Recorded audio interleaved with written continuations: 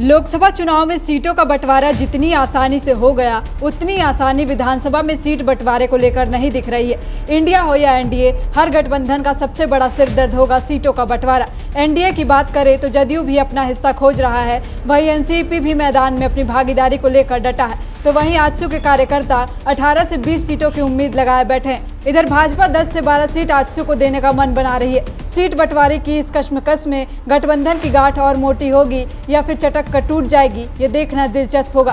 भले ही साथ में मिलकर सरकार चला रहे सहयोगी दल सब कुछ ठीक दिखाने का प्रयास कर रहे हों, लेकिन उनकी भी राह आसान नहीं दिख रही है। झारखंड विधानसभा चुनाव में दर्जन भर सीटें ऐसी हैं जहां पेच दलों के बीच ही फंस सकता है। इस बार लोहरदगा, बिशनपुर, जामा, जमशेदपुर पूर्वी, हजारीबाग, बोरियो, मांडू, सिंदरी, बहरागोड़ा, मनोहरपुर जैसी कुछ ऐसी सीटें हैं जहां प्रत्याशियों के चयन का दबाव अभी से पार्टी पर पड़ने लगा है। दरअसल इन सीटों पर कुछ विधायक ऐसे हैं जो सांसद बनकर लोकसभा चले गए हैं, तो कुछ ऐसे हैं जिन्होंने लोकसभा में बागी तेवर अपना लिया था। जिन सीटों पर भारतीय जनता पार्टी को प्रत्याशियों के चुनाव में दिक्कत आएगी, उन सीटों की चर्चा पहले करते हैं। जमशेदपुर पूर्वी एक ऐसी सीट है जो ओडिशा के राज्यपाल रघुवर दास की परंपरागत सीट रही है, लेकिन इस बार वहां से उनके चुनाव लड़ने के अभी तक कोई संकेत नहीं मिले हैं। इस स्थिति में वहां भाजपा को प्रत्याशी चुनने में थोड़ी दुविधा का सामना करना पड़ सकता है। दूसरे नंबर पर है हजारीबाग सीट, जहाँ के विधायक मनीष जायसवाल अब सांसद बन चुके हैं, इसलिए यहाँ भाजपा को किसी मजबूत कैंडिडेट की तलाश है। उधर सिंदरी विधायक इंद्रजीत महतो लंबे समय से बीमार है,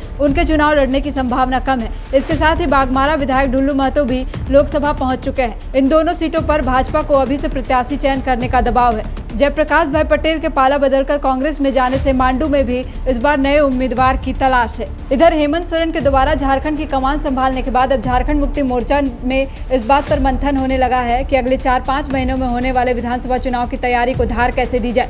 इसके लिए सबसे पहले उम्मीदवारों के चयन पर ध्यान दिया जा रहा है। झामुमो के लिए कम से कम ऐसी 5 सीटें चुनौती बनकर खड़ी है जहाँ विधायक या तो सांसद बन गए हैं या फिर वहाँ से बागियों ने चुनाव लड़ा था। जोबा मांझी सिंहभूम सीट से सांसद बन चुकी हैं और उनकी मनोहरपुर सीट खाली हो गई है। इस तरह नलिन सोरेन दुमका के सांसद बन गए हैं, उनकी सिकारीपाड़ा सीट खाली हो गई है। शिबू सोरेन की बड़ी बहू और हेमंत सोरेन की भाभी सीता सोरेन अब भाजपा में चली गई है, इसलिए जामा सीट से प्रत्याशी का चुनाव भी एक चुनौती बनकर रह गया है।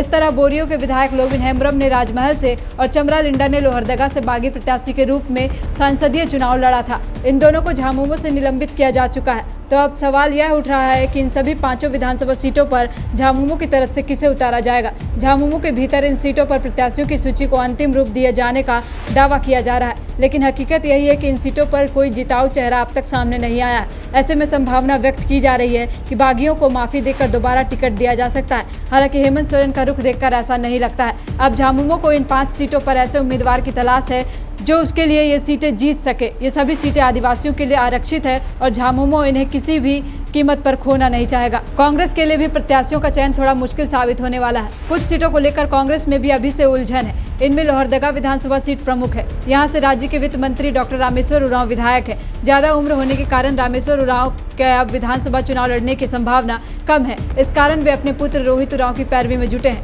लोहरदगा से दूसरे दावेदार रहे सुखदेव भगत भी लोकसभा चुनाव जीतकर सांसद पहुंच चुके हैं, इसलिए लोहरदगा में कांग्रेस के लिए भारी उलझन है। बायोम मेडिकल प्रिपरेशन का एकमात्र संस्थान जहां है complete digital classrooms, individual doubt counters, video lectures, student tracking system, library facility, 100% result oriented rankers batch, study package and class notes in PDF।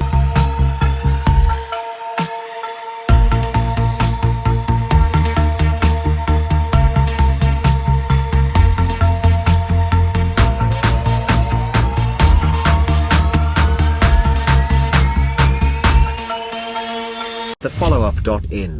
Like, share, and subscribe. www.thefollowup.in